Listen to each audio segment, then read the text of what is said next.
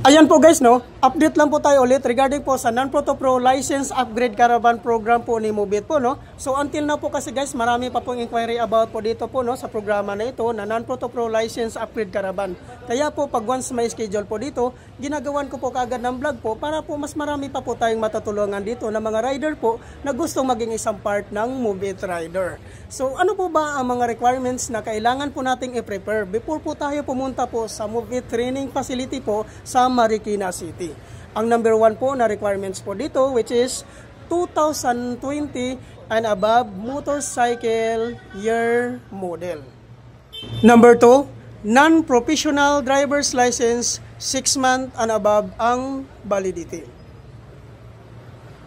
Number 3, motorcycle ORCR. Number 4, NBI clearance. Number 5, tax identification number or TIN number. Number 6, no LTO violation. At number 7 naman po, 1,000 license down payment.